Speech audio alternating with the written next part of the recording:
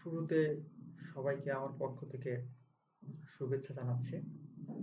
এই ভিডিওতে আমি দেখাবো কিভাবে যেকোনো ডকুমেন্ট ফাইলে ওয়াটারমার্ক ব্যবহার করা যায় মাইক্রোসফট ওয়ার্ড অ্যাপ্লিকেশন দিয়ে। তো এখানে একটা আমি ডকুমেন্ট ফাইল ওপেন করেছি। এটা একটা এমনি একটা যেকোনো একটা ডকুমেন্ট ফাইলটা আর কি। এটা এক পেজের একটা ডকুমেন্ট ফাইল। তো এখানে কিন্তু ওয়াটারমার্ক দেওয়া নাই। হ্যাঁ, আমরা এখানে দেখতে পাচ্ছি যেটা একটা সাদা একটা পেজ, এর উপরই লেখা আছে। এখানে কিন্তু ওয়াটারমার্ক নাই। তো এই পেজটাতে আমরা এখন ওয়াটারমার্ক দিয়ে দিব। প্রথমেই আমাদের চলে যেতে হবে ডিজাইন অংশে চলে যেতে হবে। ডিজাইন অংশে যাওয়ার পর এখান থেকে ওয়াটারমার্কে ক্লিক করলে বেশ কিছু ওয়াটারমার্ক এখানে দেখা যাবে। তো এখান থেকে আমরা যেকোনো একটা ওয়াটারমার্ক সিলেক্ট করতে পারি।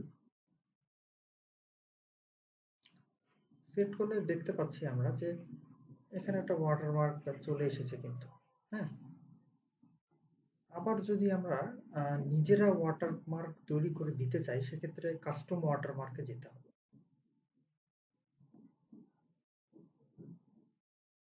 কাস্টম ওয়াটারমার্কে গেলে এখানে লেখা আছে কি প্রিন্টেড ওয়াটারমার্ক। এখান থেকে আমরা এখন টেক্সট ওয়াটারমার্ক ইউজ করতে পারি অথবা পিকচার ওয়াটারমার্ক। অনেক সময় দেখা যায় লোগো বা কোনো ছবি দিতে পারি আমরা। এখান থেকে সিলেক্ট অপশনে গেলে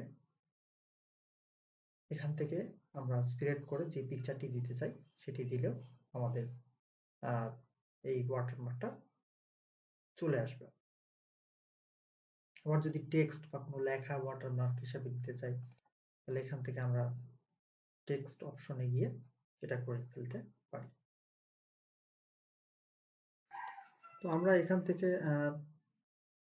পিকচার ওয়াটারমার্কে যাই।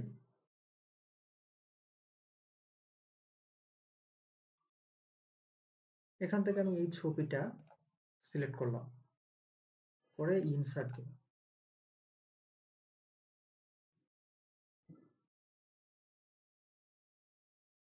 এই যে আমরা এখন এখানে দেখতে পাচ্ছি,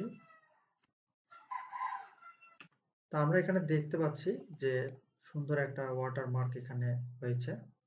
এবং এখান থেকে আমরা ওয়াশ আউট দিয়ে অ্যাপ্লাই দিতে পারি, তাহলে একটু কম আসবে, মানে বেশি ডিপ হবে না ওয়াটারমার্কটা, হালকা আসবে, ঘন আসবে না, ঘোলাটে কিছুটা হবে।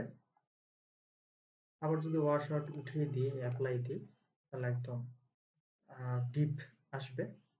এবং এখানে স্কেল আছে, এখানে কমা ভাড়া করে নিতে পারি, আমরা কমাই নিতে পারি। 100% দিয়ে যদি অ্যাপ্লাই দিই তাহলে একটু কম হয়ে আসবে। আবার 50 আছে, 50 দিলেও হ্যাঁ অ্যাপ্লাই আরো ছোট হয়ে আসবে। এভাবে করে আমরা চাইলে খুব ছোট করতে পারি, আবার চাইলে অনেক বড় করতে পারি। হ্যাঁ, তো এইভাবে করে আমরা এখানে কমাতে পারি বা বাড়াতেও পারি।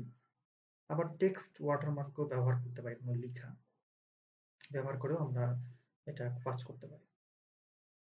তো ওকে, এইভাবে করে আমরা ওয়াটারমার্কে কাজ করতে পারি মাইক্রোসফট ওয়ার্ড সফটওয়্যার। আমার এই ভিডিওটি যদি আপনাদের ভালো লেগে থাকে তাহলে লাইক দিবেন। যদি কোনো কিছু জানার থাকে তাহলে কমেন্ট করবেন এবং সেই সাথে আমার চ্যানেলটি সাবস্ক্রাইব করবেন। সবাইকে অনেক অনেক ধন্যবাদ।